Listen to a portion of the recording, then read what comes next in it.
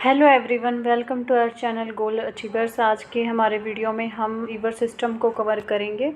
तो आइए शुरू करते हैं। फर्स्ट हमारा है सिंधु नदी तंत्र। सिंधु नदी की कुल लंबाई है 2880 किलोमीटर, लेकिन भारत में इसकी लंबाई है 1114 किलोमीटर। सिंधु नदी पे पाकिस्तान और भारत का विवाद है। जल ट्रीटी जो कराई थी वो वर्ल्ड बैंक ने कराई थी दोनों देशों के बीच में। ये कब हुई थी? 1960 में। ये क्वेश्चन आ भी जाता है एग्ज़ाम में।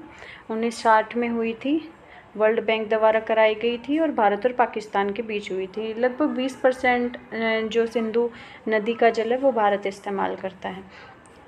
इसका जो उद्गम है वो कैलाश पर्वतमाला श्रेणी से बोखरचू के निकट हिमनद है। कितना ऊंचा है? 4164 मीटर ऊंचा है।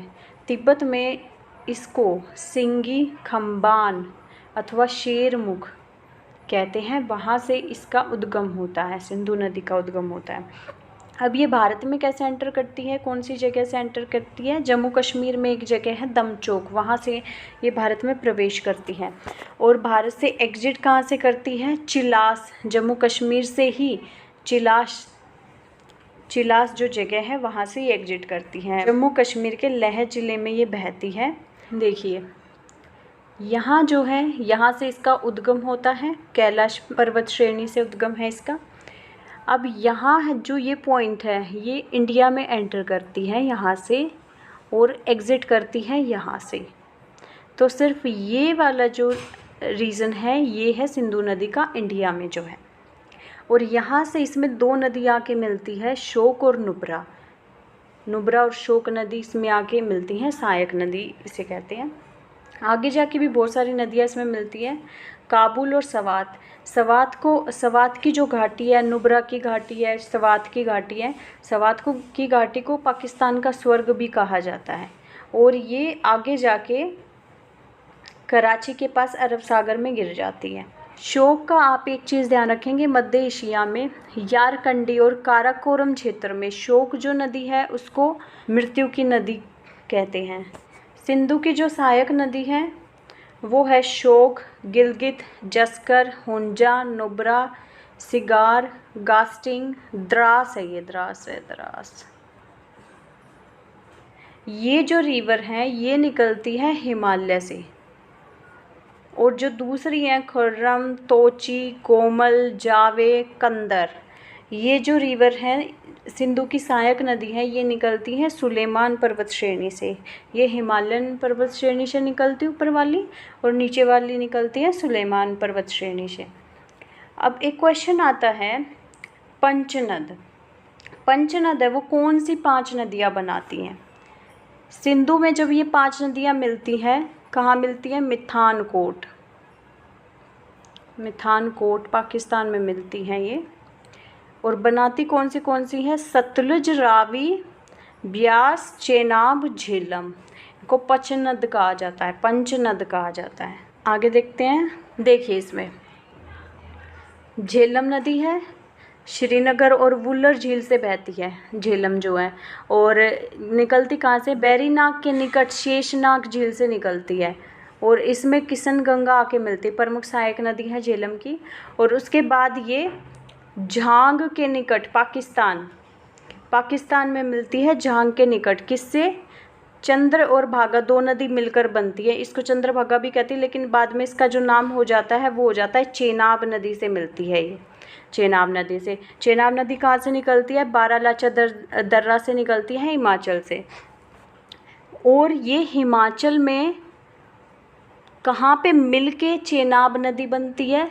तांडी में मिलती हैं ये दोनों, और वहाँ से इसका नाम चेनाब हो जाता है। आगे जाके ये झेलम में मिल जाती है।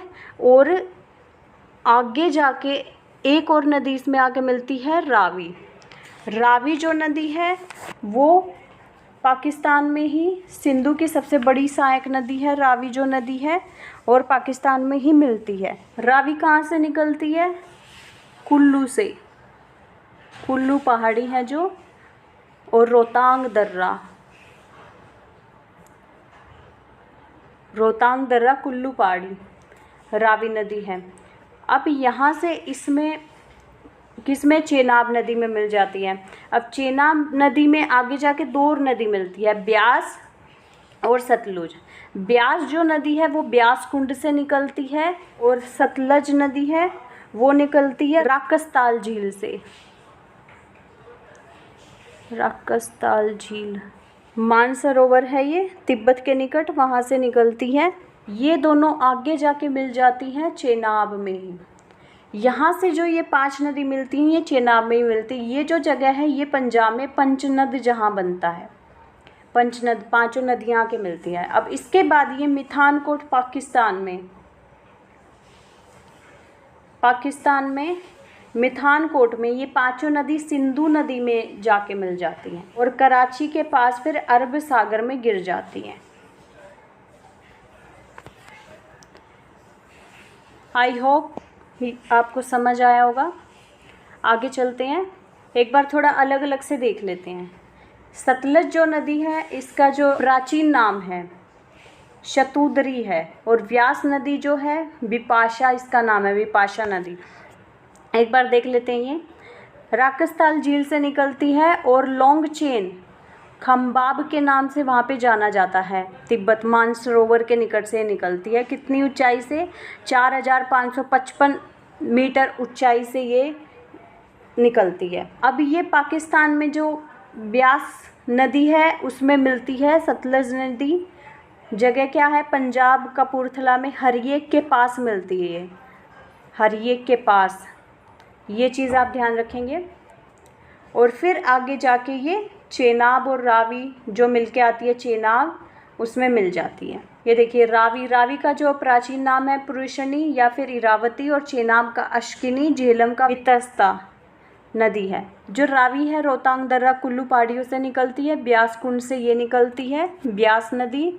और सतलज नदी है, सतलज निकलती है राकसताल झील से, राकसताल